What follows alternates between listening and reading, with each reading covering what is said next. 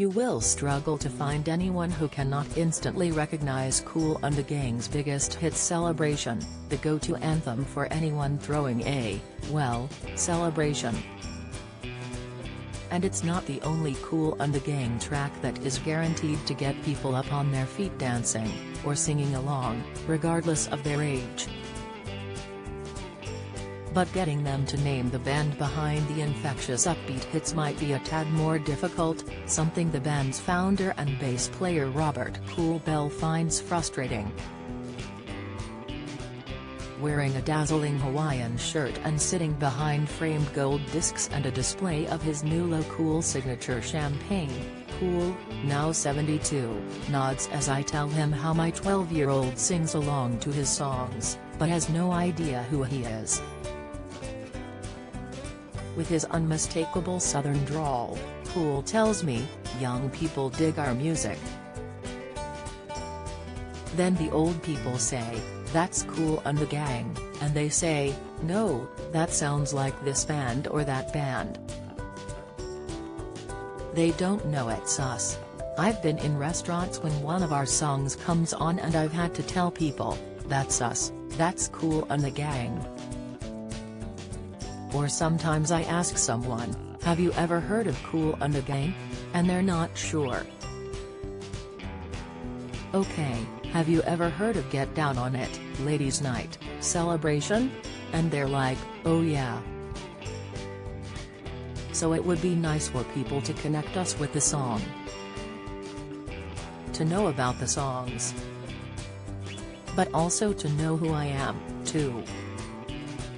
In fact, Kool, who will be delighting fans tomorrow at a one-off gig at the Hampton Court Palace Festival, has influenced more of today's music than anyone might give them credit for.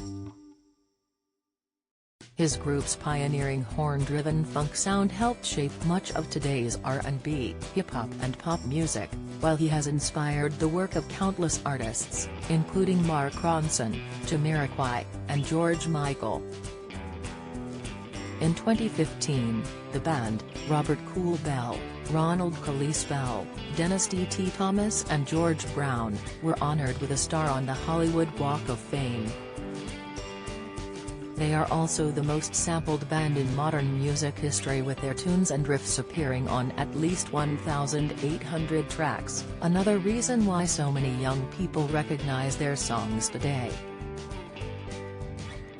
And it turns out Kool is idolized by at least one of the modern stars he has influenced, Bruno Mars, who is friends with Kool's music producer son Hakeem.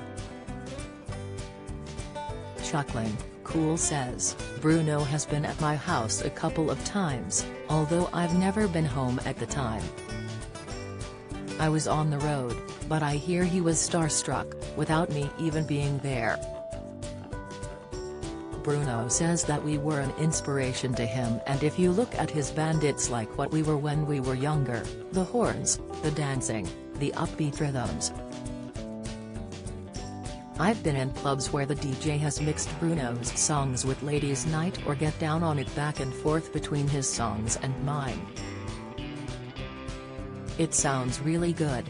I like that, it shows that our music is reaching the younger generation and that they're listening. Kool reveals that he has had to employ someone to trawl through all newly released songs to check if they contain samples of any of his work. He says, in the beginning, people didn't ask permission, so I had to put some money on sample control.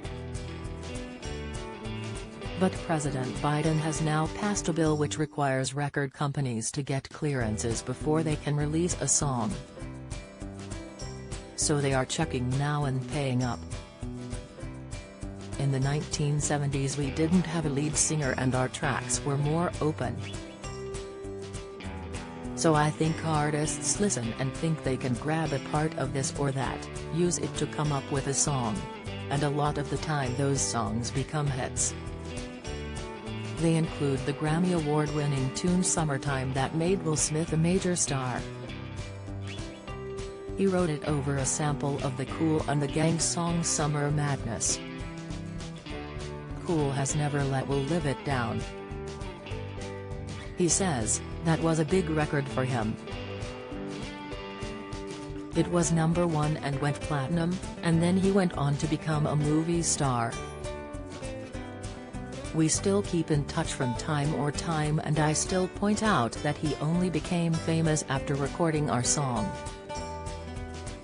Growing up poor in Jersey City, Robert and his brother Ronald started performing jazz with 5 other school friends in the early 1960s. Robert gave himself the nickname Cool to fit in with the local street gangs.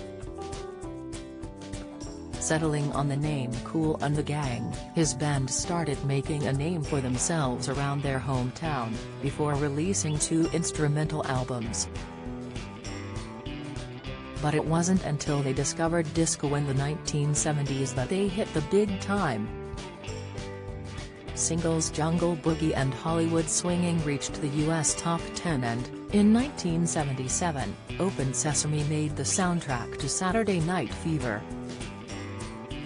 But Kool and the Gang's biggest hits came after they had brought in a lead singer, James J.T. Taylor, who was with the band for 9 years, between 1979 and 1988.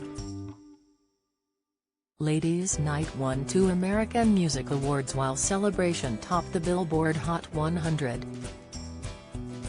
Kool says he and the band never imagined Celebration would be used by people all over the world to party.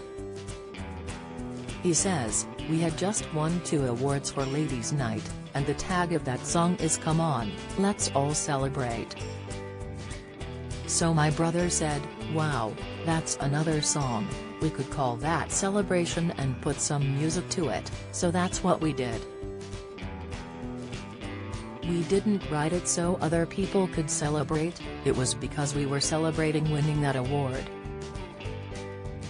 Kool admits it's that song that will keep the royalties rolling in for decades, probably centuries, to come. He says, "The song has been a blessing to us, because we never expected it to be the hit it became. Everywhere I go I hear it. Even in the space station, the astronauts got up one morning and guess what they were playing? Celebration. And yes, it's the one that brings in the most royalties.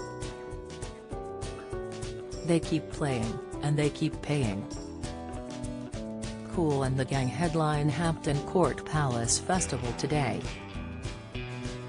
Tickets from Hampton Court Palace Festival.com